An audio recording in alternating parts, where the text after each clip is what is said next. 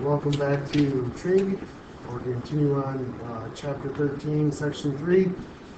Our target for today is that you can evaluate the 6 trig functions of an angle at standard position given a point on the terminal side of an angle. Okay, right triangle definitions can apply to any angle in standard position. This is from your book on page 866. The ratio, we are given a coordinate in the plane, an xy coordinate, and we say that find the trig functions that go through this angle. We have the capability of finding those values. Okay, so I draw a little rough sketch of the coordinate plane, and I say x and y, I say minus x, so it's on the negative side, are values in the coordinate plane. I can plot those points. Okay, I can draw my angle in standard position. So here's my angle. Okay, I can find the 6 trig functions there. Well, because I can make a triangle, I can drop a vertical down here, and I make a right triangle with the x-axis. We are always going to be making a triangle. The right angle will always be on the x-axis, never the y-axis. Keep that in mind when drawing this. So when we do this, we go up y. So this is the length of y. Okay, this is the length of, in this case, I know it's weird, but negative x. And then we're going to find our radius using the Pythagorean theorem. So that's where the x and the y and the r's come from in these definitions. Sine is y over r. Opposite over hypotenuse, same thing. Cosine x over r, in this case it's negative x over r. Adjacent over hypotenuse.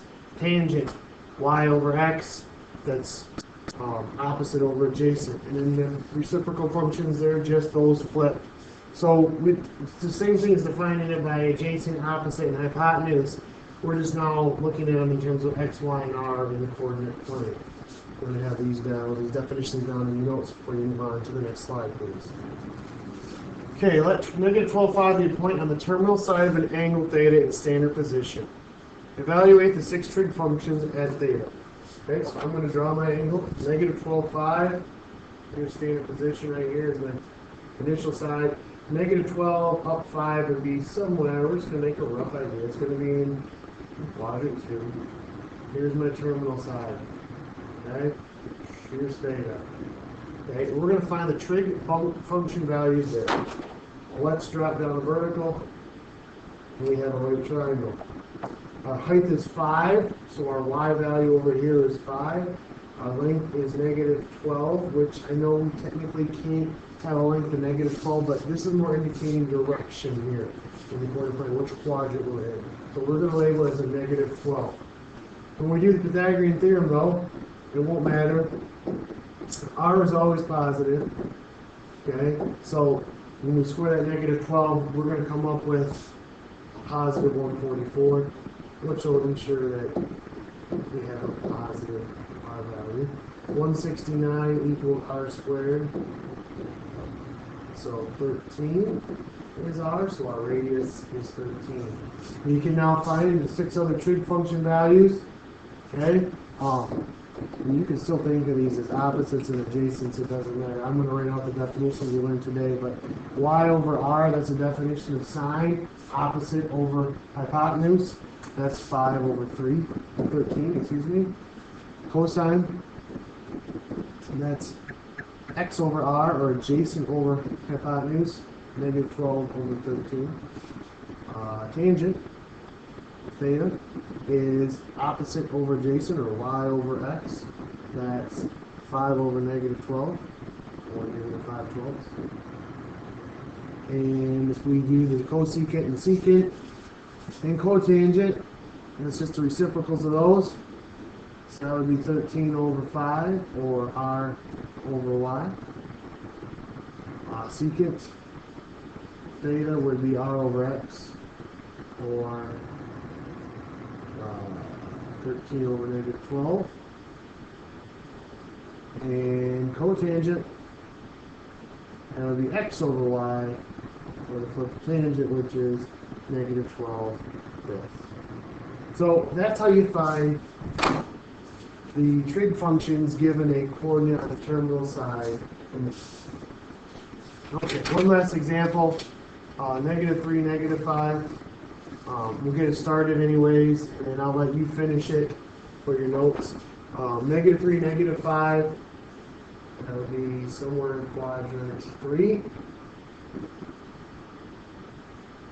Be real exact with these points. You can do so if you want. But here is our angle theta, quadrant 3. And also, if we look at our unit circle, it kind of clues us in that only certain values can be positive or negative in quadrant 3. In quadrant 3, the only positive trig functions are tangent and cotangent. So that should help us see if we do things correctly. We make our right angle, right triangle right here with the coordinate plane, with the x-axis in the coordinate plane. And we can label our sides. The y side is negative 3, the x side is negative 5. So negative 3 squared plus negative 5 squared, that equals r squared.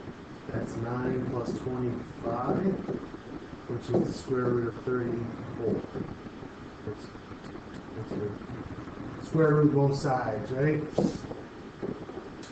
So, square root of 34 is not a perfect square. I don't believe any perfect squares will divide it. Check that by making a list of perfect squares. Between 25 and 36, I don't believe 25 divides it. I don't believe 16 divides it, nor 9, nor 4. So, really, this is all we got. Here's what we're going to have to use.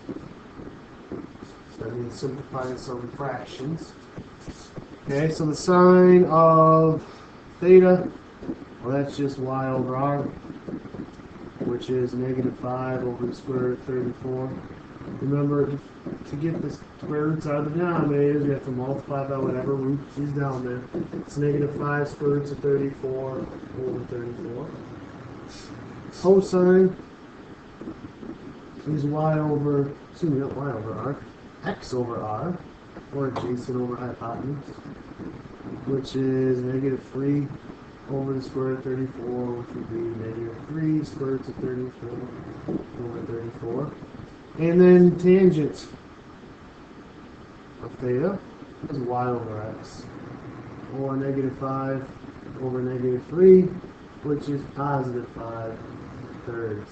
So that works out now. If we want to find secant, or cosecant, secant, and cotangent, we just flip the ratios and get square root of 34 over negative 5 for cosecant. For secant, that's flipping cosine, we get negative square root of 34 over 3. And for cotangent, that would just be 3/5. So, finding the 6 trig functions given a coordinate, we just have to use the Pythagorean theorem, plot the points, use the Pythagorean theorem to find the r values or your hypotenuse, and then just use the definition of the trig functions, either opposite adjacent hypotenuse or y, x, and r. So I believe we hit our target. We evaluated 6 trig functions of an angle in standard position given a point on the terminal side of an angle. Have these notes for your grading class tomorrow. Have a good day.